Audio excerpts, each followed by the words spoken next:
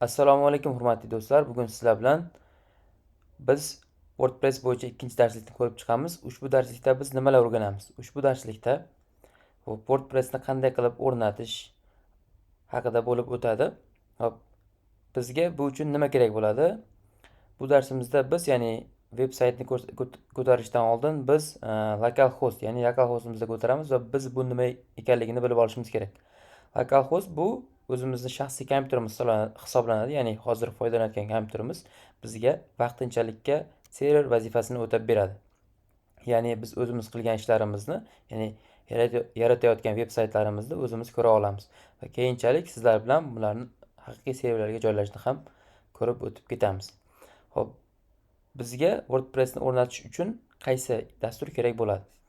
Agar sizni kompyuteringiz Windows operatsion tizimida bo'ladigan bo'lsa, men tavsiya qiladiganim bu OpenServer dasturi hisoblanadi. Hop, quyidagi link orqali o'tib, operatsion tizim orqali mana internetdan qidirsak ham, OpenServer qidirsak ham birinchilardan bo'lib kelib chiqadi va ichiga kirib, skachet bo'limiga kirib, mana bu yerdan, ya'ni o'zimiz uchun yuklab ola olamiz. Agar sizlarda Mac bo'ladigan bo'lsa, unda men tavsiya qiladiganim bu MAMP bo'ladi va buni ham ushbu yerdan downloaddan kirib o'zimiz uchun MacOS uchun olsak bo'ladi. MacOS Windows uchun ham ishlaydi va bundan tashqari HAMP ham bor. Bu ham Windows ham MacOS uchun ishlaydi, lekin tavsiya qilinadiganim, ya'ni Windows operatsion tizimlari uchun OpenServer bo'ladi. Mac uchun esa o'zim MAMPni ishlataman. Xo'p, tortib olganimizdan so'ng, xo'p, bizda nimalar ro'y beradi? Xo'p, men o'zimni tortib olganman, shuning uchun vaqtinchalikka ishni boshlaymiz. Xo'p, MAMP tortib olganimizdan keyin nima bo'ladi? MAMP ichiga kiramiz va sizda ham xuddi shunday ekran ochiladi. Bu yerdan performance ichiga kiramiz va sizlarda bu start servers o'chiq mana bu holatda turadi. Buning uchun nima qilinadi? Bu start servers, ya'ni qachonki MAMP ishlaganda birato'la server, ya'ni bizdagi bor saytlar ham ishlash uchun buni galchka, ya'ni qo'yib qo'yamiz. Xo'p, endi keyingi ishimiz WordPress, ya'ni WordPress.org saytiga kirib, WordPressning eng oxirgi versiyasini o'zimiz uchun tortib yuklab olamiz. Hop, buning uchun nima qilamiz? O'sha ekranimizda ko'rinib turgan Get WordPress'ni ustiga bir marta klik qiladigan bo'lsak, hop, bizga o'zimizga, ya'ni eng oxirgi WordPress versiyasini ko'rsatib beradi. Mana bu yerda mana yuklab olish WordPress, ya'ni 608-versiyasi. Hop, buni ham yuklab olamiz. Yuklab olgandan keyin men yuklab olganman. Ya'ni birinchi qiladigan ishimiz, agar Mac bo'ladigan bo'lsa, o'zimiz uchun ham MAMP dasturini tortib olish, yuklab olish va o'rnatish. Agar Windows operatsion tizim bo'ladigan bo'lsa, OpenServerni yuklab olish kerak bo'ladi. Endi keyingi qiladigan ishimiz WordPressning oxirgi versiyasini tortib o'zimizga yuklab olish. Xo'p, ish nimadan boshlaymiz? Xo'p, mana bu yerda biz o'zimiz bu yerdan, ya'ni programmalarga kiradigan bo'lsak, MAMP dastur bor. MAMP dasturini ichiga kirganimizda har xil o'zining fayllari bo'ladi. Bizga kerak bo'lgan fayl bu htdocs fayli, ya'ni htdocs fayliga murojaat bo'ladi. Xo'p, buning ichidan biz mana bu yerda o'zimga tortib olingan WordPress bo'yicha, ya'ni zip bo'ladi, zipdan va buni izlech qilgan holatda WordPressni bu yerga tashab, ya'ni ko'chirib olamiz. Xo'p, ko'chirib olganimizdan so'ng bizga bu WordPress, ya'ni WordPress bo'yicha buni nomini o'zgartirib olamiz. Keling, hop, birinchi darslik deb yozaylik. Birinchi example deb yozaylik. Mana example. Hop, buni yuklab olganimizdan so'ng, hop, keyin qiladigan ishimiz, ya'ni MAMPga start berish. Bu yerda start berildi. Mana start beramiz.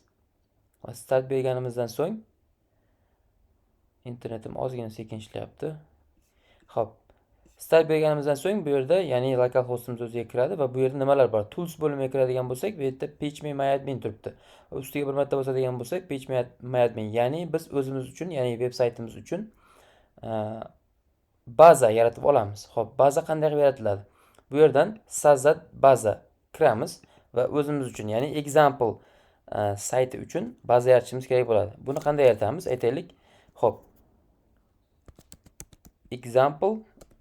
Example bd, ya'ni bazalarni deb yozib qo'ysak. Xo'p, UTF-8 general bu yaxshi va o'zimiz uchun yaratib olamiz. Xo'p, e'tibor beramiz, agar biz o'sha localhostda ishlayotgan bo'lsak, uni odatdagi, ya'ni odatiy useri va parollari root bo'ladi. Buni odatda hammaniki shunday bir xil bo'ladi yoki paroli ba'zi holatlarda paroli yo'q bo'lishi ham mumkin. Xo'p, endi biz bu yerga kirganimizda endi biz mana bu yerdan localhostdan keyingi bo'lgan narsaga o'chirib yuboramiz ссылкani va bu yerga o'zimizni, ya'ni yaratgan dasturimizni, birinchi dasturimizni yozamiz. Xo'p. Yozadigan bo'lsak, bizga ya'ni mana bu WordPressning eng birinchi kirish qismi hisoblanadi. Ya'ni bu yerdan biz WordPressda o'rnatayotganimizda qaysi tildan foydalanishimizni belgilab o'tamiz. Xo'p, hammaga qulay bo'lgan tilni o'zi uchun belgilaydi. Men o'zimga qulay til russkiy bo'lganligi uchun, ya'ni hop rusini tanlayman. Tanlaganimdan keyin hop menda internet pastligi bo'lganligi uchun ozroq sekinroq ishlayapti. Sizlarda yaxshi tezroq ishlaydi va tez kirib ketasizlar.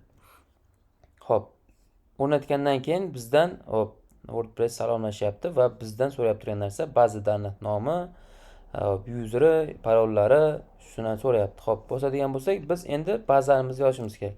Biz yozdik-ku, boya yaratgan bazamiz example bd bo'ldi.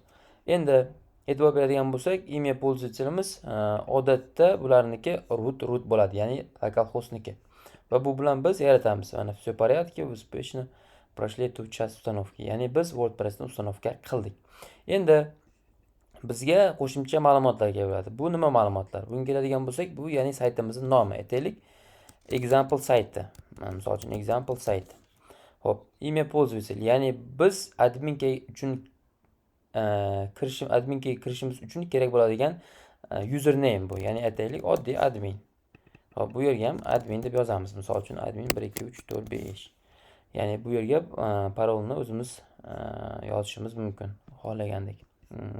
Uchun slavi deyapti. Keling, shuni sal murakkabroq tarzda qilib ko'ramiz. Admin aytaylik 2025 slavi bo'lib ketdi-ku. Xo'p, mayli, shu bo'la qolsin.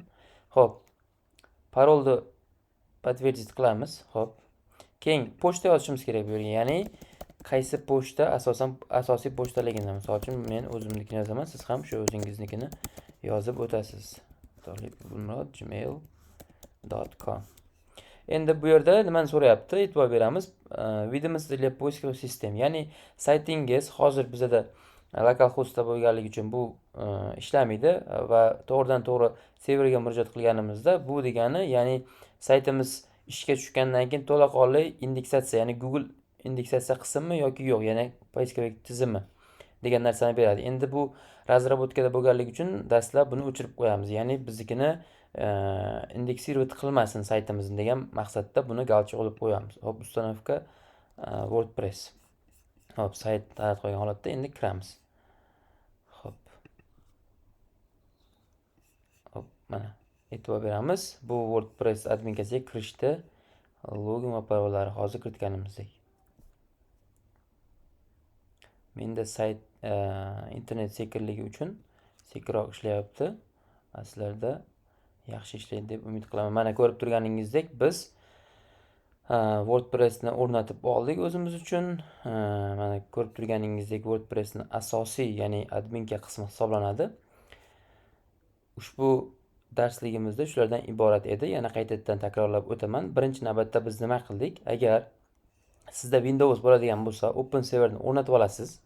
O'rnatib olganingizdan keyin odatiy holatda WordPressni ham birgalikda o'rnatib va unga ustanovka qilasiz.